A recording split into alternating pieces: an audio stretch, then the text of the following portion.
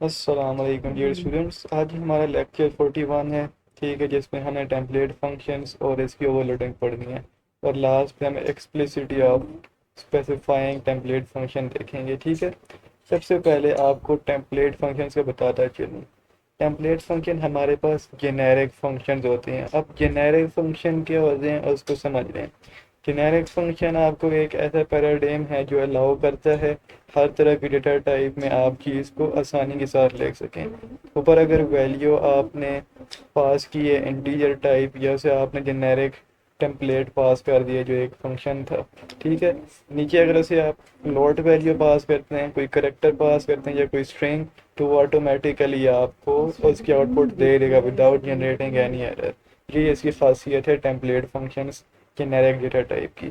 चलिए हम बेस में थोड़ा सा समझ लेते हैं और प्रैक्टिकल जो वर्क है हमारा देख लेते हैं। ठीक है, तो ये हमारे पास हमारा जो फंक्शन था वो सारा कुछ आ चुका है। अच्छा जी, अब सबसे पहले जो टेम्पलेट हमारे पास फंक्शन है ना उसको हम समझेंगे। इससे पहले कि मैं आपको ये समझाऊँ, एक आपको बेसिक चीज़ करके दिखाता हूँ। void के नाम से एक मैं फंक्शन लेता हूँ नॉन टेम्पलेट के नाम से। ठीक है, और इसको मैं एक इंटीजर वेरिएबल दे देता हूँ। पैरामीटर मैंने पास किया इंट ए के नाम से। अब इसी को मैं आउट कर देता हूँ ऐसे। ठीक है, अब मेन फंक्शन है, जिस वक्त आप जाएंगे ना, मेन फंक्शन है ये आप एक चीज़ क्रिएट करें इंट ए के नाम से। इसको अब वैल्यू आप पास कर दें 20 ऐसे। अब इसको जिस वक्त आप कॉल करेंगे नॉन टेम्पलेट इंटू 20 ऐसे। ठीक है, जिस वक्त आप इसे कॉल करेंगे ना नॉन टेम्पलेट को, तो आपके पास जो वैल्यू है वो 20 आएगी, as you can see guys. तो ये हमने देख लिया। अच्छा, अगर क्या हो मैं इस वैल्यू को चेंज करूं, फर्ज करें यहाँ पे मैं डाल देता हूँ कोई फ्लोटिंग वैल्यू है 12.987। अब यहाँ पर इंटीजर डेटा टाइप की जगह आपको फ्लोट लिखना पड़ेगा। ठीक है, और इसको आप रन करेंगे तो आपके पास वो वैल्यू आ जाएगी। बट इसमें आपने देखा होगा कि ये जो हमारे पास नॉन जेनेरिक या नॉन टेम्पलेट वाला फंक्शन है, उसका नुकसान क्या है कि आपको हर बार वैल्यू जो भी आप डालते हैं, अगर यहाँ मैं करेक्टर पास करूँगा तो मुझे यहाँ करेक्टर डेटा टाइप देनी पड़ेगी। तो इससे बचने के लिए हम टेम्पलेट फंक्शन का इस्तेमाल करते हैं। एक बार टेम्पलेट फंक्शन क्रिएट कर दें, कोई भी आप वैल्यू पास करते हैं तो वो खुद ब खुद आपकी जो टेम्पलेट फंक्शन है उसे आइडेंटिफाई करके आउटपुट दे देता है। ठीक है, अच्छा जी, अब हम लोग टेम्पलेट फंक्शन का इस्तेमाल करेंगे। कोई भी फंक्शन जो भी आपने बनाया होता है ना, अभी इसका नाम नॉन टेम्पलेट था, यहाँ पर आपने टेम्पलेट कीवर्ड लिखना होता है, फिर आप एंगुलर ब्रैकेट डाल देते हैं, फिर क्लास कीवर्ड इसके अंदर। ठीक है, क्लास कीवर्ड के बाद अपने टेम्पलेट का नाम, तो मैं इस टेम्पलेट का नाम रख देता हूँ जी। ठीक है, ये ये करने के बाद आपके पास जो टेम्पलेट होती है वो क्रिएट हो जाती है। ओके जी, यहाँ तक आपने काम कर लिया। अब आपने फ्लोट को नहीं लिखना, आपने जो क्लास का अंदर नाम आपने दिया था जी, और आपने आगे पैरामीटर।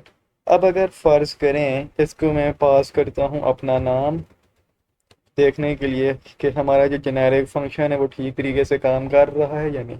ठीक है, तो हमारा जो जेनेरिक फंक्शन है वो बिल्कुल ठीक तरीके से काम करेगा। ये देखें, अब आप कुछ भी मर्जी है आपका डाल दें। अब मैं यहाँ पर आपको डाल के दिखाता हूँ नॉर्मल एक वैल्यू 55। पर इतना सा आपने काम किया और कोई भी वैल्यू है वो ऑटोमेटिकली रिकग्नाइज कर लेगा। ये फ़ायदा होता है टेम्पलेट फंक्शन का। ठीक है, आई होप सो कि ये आपको बात समझ आ गई है। अच्छा, नेक्स्ट चीज़ हमारे पास आती है ओवरलोडिंग। बड़ी सिंपल और आसान सी चीज़ है, समझिएगा। इससे पहले मैं आप लोगों को ओवरलोडिंग का बता चुका हूँ।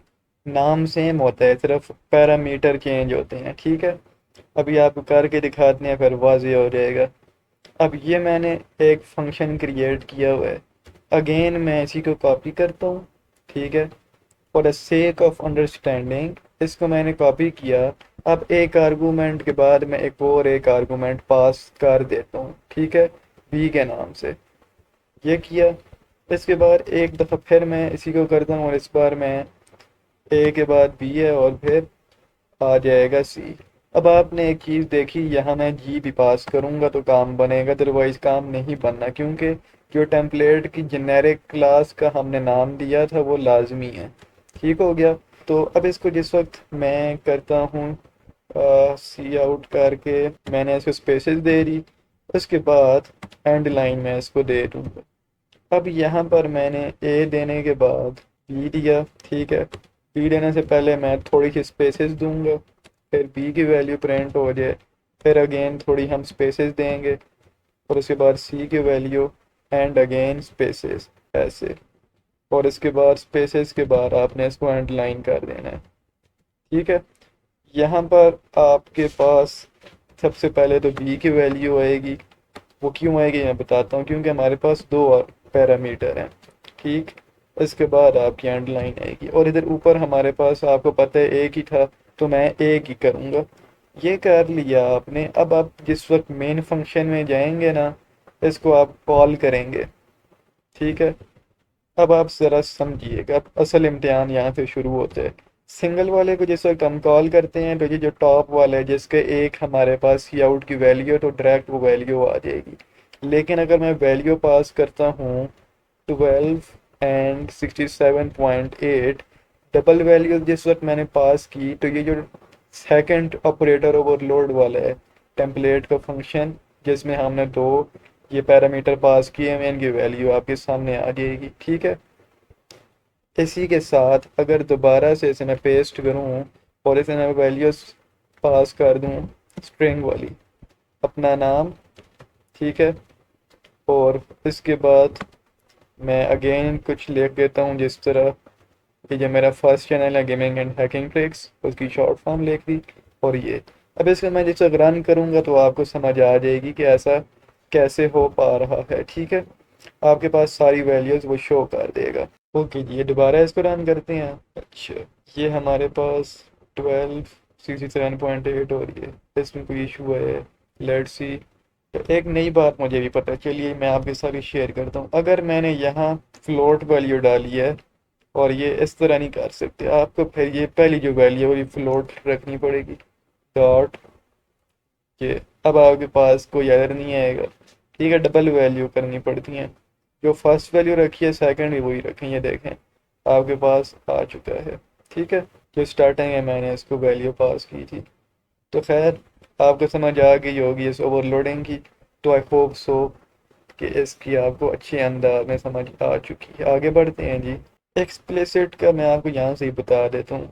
फ़र्ज़ करें आपने ऊपर कोई डेटा टाइप दी है फ्लोट वाली, लेकिन रिटर्न आप इंटीजर कर रहे हैं। इस चीज़ को हम एक्सप्लिसिटली कहते हैं। ठीक है, एक्सप्लिसिटली जो दिया, तो इसका मतलब ये होता है कि आप किसी ख़ास टाइप को रिटर्न कर रहे हैं, ऊपर कुछ और दिया हुआ नीचे कुछ और रिटर्न कर रहे हैं, इस चीज़ को हम कहते हैं।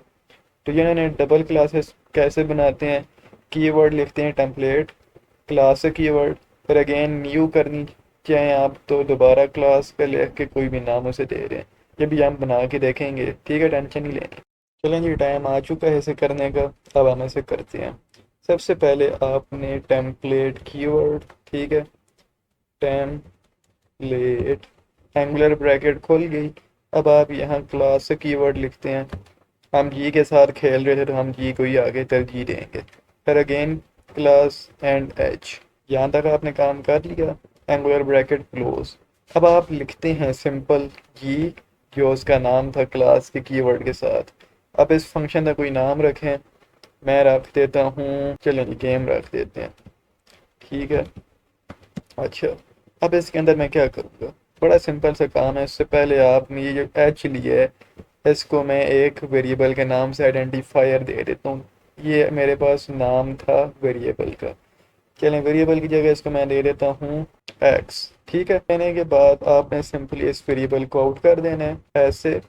ठीक है, और इसको जो भी आप रिटर्न ऐसे करवाना चाहते हैं, किसी और किस्म की डेटा टाइप वो रिटर्न करवा दें। मैं करवाना चाहता हूँ फ्लोट वैल्यू, तो मैं लिख दूंगा फ्लोट ऐसे। ठीक है, यहाँ तक कर लिया।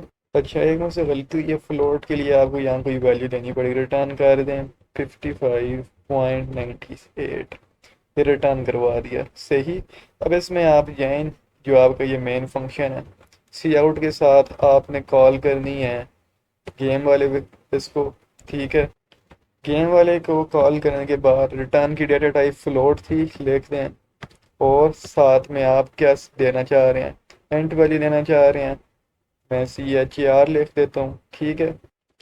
ये करके आपके पास एंगुलर जो ब्रैकेट है वो क्लोज हो जाएगी। इसके बाद आप यहाँ पर कोई भी वैल्यू करेक्टर जो भी आप पास करना चाह रहे थे, जैसे मैं डी पास करना चाह रहा था ये, ओके जी। अच्छा, एक चीज़ मैं बताना भूल गया, डेटा टाइप जो भी रिटर्न करते हैं ना उसके साथ एंगल ब्रैकेट स्टार्ट होती है, और जो लास्ट में आप जिस तरह के चाह रहे हैं एक्सप्लिसिट वैल्यू रिटर्न वो चीज़ लिखने के बाद ब्रैकेट क्लोज हो जाती है। रन करें जी, let's see what will happen next. अच्छा, एरर जो है मैंने आइडेंटिफाई किया, आपको बताता हूँ। यहाँ जिस वक्त आपने गेम वेरिएबल को कॉल किया है ना एंगल ब्रैकेट खोलने के बाद, जो रिटर्न डेटा टाइप थी फ्लोट मैंने यहाँ पास किया था, अगर मैं यहाँ इंटीजर वैल्यू पास करता तो यहाँ इंट लिखता, कॉमा जो मैं चाह रहा था कि मुझे मिल जाए लास्ट में, तो मैंने करेक्टर रिटर्न करवाया डी, और अब इसको मैं रन करूँगा तो मेरे पास वैल्यू आ जाएगी, एक पे डी आ जाएगा और नीचे हमारे पास 55.98, ठीक है। तो इस तरीके से हम एक्सप्लिसिटली वाले जो फंक्शन होते हैं उनको क्रिएट करते हैं। Template functions and object is our next topic. ठीक है बच्चों, टाइम आ चुका है इसको इम्प्लीमेंट करने का। टेम्पलेट फंक्शंस एंड ऑब्जेक्ट्स को इम्प्लीमेंट करने से पहले एक बात बताता चलो कि जो टेम्पलेट फंक्शंस हैं वो ऑब्जेक्ट के साथ हम कैसे इस्तेमाल करते हैं, इस चीज़ पे हम कार्रवाई डालेंगे। चलें कार्रवाई डालते हैं। इससे पहले कि मैं कार्रवाई डालूँ आपने अगेन टेम्पलेट लिखना है, ठीक है। फिर आपने ये खोलना है एंगुलर ब्रैकेट क्लास जी के साथ ही हम खेलेंगे, क्योंकि हम उस वक्त जी के साथ खेल रहे हैं। अब आपने कोई क्लास क्रिएट करनी है, क्लास जी में क्रिएट कर लेता हूँ। यहाँ पर आपने पब्लिक स्पेसिफायर लिखने हैं, ठीक है। और इसके अंदर आपने एक जो भी क्लास का नाम है कंस्ट्रक्टर क्रिएट कर लेना है, ठीक हो गया। कंस्ट्रक्टर क्रिएट करने के बाद एक फंक्शन लिखते हैं हम, जिसका नाम मैं रख देता हूँ, ओके, इसका नाम मैं रख देता हूँ गेम, ठीक हो गया। तो ये खोल दिया। अब इसके बाद ये जो मेरी क्लास के साथ कीवर्ड है ये, और इसका मैं कोई भी नाम रख देता हूँ, ठीक है। मुझे वैल्यू पास करनी है जी बूलियन, तो बूल नाम मैं रख देता हूँ ऐसे। अब यहाँ सी आउट करते हैं जी, किसको करेंगे ये आपको पहले पता होना चाहिए। अच्छा, इसमें आपने देखा होगा कि मैंने जब बूल लिखा था तो वो रेड हो चुका था, वो इसलिए रेड हुआ था क्योंकि एक डेटा टाइप थी जो वेरिएबल का नाम इस्तेमाल नहीं हो सकता। तो आप सिंपली सी आउट बूलियन लिखें ताकि आपके पास इसकी वैल्यू रिटर्न हो जाए, ठीक है। अब मेन फंक्शन है, जिस वक्त आप जाते हैं ना क्लास को कॉल करते हैं, एक बड़ा सिंपल से क्लास का नाम और एक ऑब्जेक्ट क्रिएट करते हैं, तो ऑब्जेक्ट में G1 रख देता हूँ। लेकिन इससे पहले जिस तरह का आप डेटा टाइप देना चाह रहे हैं इसको, वो आप एंगुलर ब्रैकेट के साथ लिखेंगे। मैंने बूलियन देना था तो मैं बूल लिख देता हूँ, ये कंपलसरी चीज़ है, अच्छा इसको आप स्किप नहीं कर सकते। अब आपने जो भी उसका नाम लिखा था बूलियन डॉट डिस्प्ले, ठीक है। अच्छा, डिस्प्ले नहीं है, गेम है। अच्छा, इसके अंदर अब मैं बूलियन वैल्यू डाल देता हूँ ट्रू, ये। और अब इसको रन करते हैं। क्लास गेमर रख लेते हैं, हमें तो कोई इशू नहीं है। क्लास का नाम दोबारा रखते हैं, और अब यहाँ कंस्ट्रक्टर में भी उसे इशू आ रहा है ना, गेमर रख लें, कोई इतनी मसले वाली बात नहीं है। और यहाँ पर इसकी पैरेंथेसिस के साथ सेमी कॉलन लाजमी, ठीक है। All right. अच्छा, तो मुझसे जो गलती हुई है वो मैंने आइडेंटिफाई की है, बड़ी सिंपल गलती की है मैंने। यहाँ पर मुझे ऑब्जेक्ट लिखना था, ओके। अच्छा, एक और बात थी कि टी का जो ट्रू है ना, ट्रू एंड फॉल्स के लिए बूलियन डेटा टाइप में वो छोटा होता है, बड़ा लिखेंगे तब भी एरर रहेगा। अब आपके पास ट्रू वैल्यू सामने से स्क्रीन पे नज़र आ जाएगी जो कि 1 होती है, ठीक है। आई होप सो कि ये आपको बात समझ आ चुकी है। तो ये हमारे पास टेम्पलेट फंक्शंस एंड ऑब्जेक्ट्स थे जो मैंने आपको करवा दिया। आगे देखते हैं अगर कोई चीज़ रहती है। अच्छा, रिकैप दे रहे हैं, तो यहाँ से हमारा लेक्चर 42 स्टार्ट हो जाता है। यहाँ पर हमारे पास जो क्लास टेम्पलेट है उसको थोड़ा सा दोबारा रिवाइज करने के वाले से मैंने बात की है, दोबारा आपको डमी प्रोग्राम करके दिखा देते हैं, ठीक है। अच्छा जी, आपको पता है सबसे पहले टेम्पलेट लिखते हैं, फिर एंगल ब्रैकेट क्लास जी जैसे हम करते आए हैं। फिर मैं क्लास इस्तेमाल करता हूँ कीवर्ड, और इसका मैं नाम दोबारा से गेमर रख देता हूँ, ठीक है। गेमर के बाद मैं अब अगर प्राइवेट ना भी लिखूँ तो वो डिफ़ॉल्ट मेरे पास प्राइवेट ही होगा। जी का नाम लिख के मैं जी नाम ले लेता हूँ इसको, अब इसमें पब्लिक में चला जाता हूँ, कंस्ट्रक्टर बनाता हूँ गेमर के नाम से, और इसको एक पैरामीटर पास कर दिया। फिर जी पहले आप करेंगे और इसका नाम मैं दे देता हूँ वैल्यू। इस बार हम इसे स्ट्रिंग वैल्यू पास करेंगे। अब यहाँ पर आप क्या करेंगे, गेमर का कंस्ट्रक्टर बनाने के बाद आपने लिख देना है जी इज इक्वल्स टू वैल्यू, जो आपने ऊपर ये जो स्मॉल जी बनाया था। ठीक है, अब यहाँ पर एक फंक्शन क्रिएट करें void डिस्प्ले, और आप इसमें सी आउट कर दें। किसको किसको करना है, ये हमारे पास से करना है एंड लाइन। अच्छा, ये करने के बाद यहाँ एक डी कंस्ट्रक्टर क्रिएट करें। डी कंस्ट्रक्टर क्रिएट करने के लिए शिफ्ट को दबाया रखा और जो टैब से ऊपर वाला था उसको दबा के क्लास का नाम लिख दिया गेमर। ठीक है, ये आपके पास डी कंस्ट्रक्टर ही बन चुका है और इसको हमने क्रिएट कर लिया। अब आप जिस वक्त मेन में आए, मेन में आपने क्लास का नाम लिखा, एक ऑब्जेक्ट बनाया जी2 के नाम से, और इसको इनिशियलाइज करने से पहले आपको पता है कि एंगुलर ब्रैकेट में जिस तरह की वैल्यू आप चाहते हैं, मैं स्ट्रिंग चाह रहा था तो मैंने वो दी। अब आपने जी2 डॉट डिस्प्ले, ठीक है, इसके अंदर जो भी डिस्प्ले आप करना चाह रहे थे, जैसे माई name is Saad Naseer and my nickname is Sadi. ठीक है, ये आपने लिख दिया और इसको आपने क्लोज कर दिया। अच्छा जी, ये गलती ये हुई है कि जिस वक्त हम ये बनाते हैं ना पैरामीटर वाला, तो उसमें आपको साथ ही ऑब्जेक्ट की वैल्यू पास करनी होती है, अदरवाइज वैल्यू काम नहीं कर रही। जैसे एरर आया था ना, उसी तरीके से एरर आ जाते हैं। अब आपके पास ये चीज़ आ जाएगी, ये my name is this and my name is this. ठीक है, इस तरीके से हमने क्लास को भी दोबारा से देख लिया जो टेम्पलेट था। तो ये सारी चीज़ें थी। आगे देखते हैं और क्या है। अब एक नई चीज़ आपके पास आएगी, वो क्या है, वो मैं दिखा देता हूँ। Class template and non type parameter. ठीक है, सबसे पहले जो नॉन टाइप पैरामीटर है ना, वो इसमें हमारे पास स्टैटिक मेंबर्स आ जाते हैं, वो हम देख लेते हैं।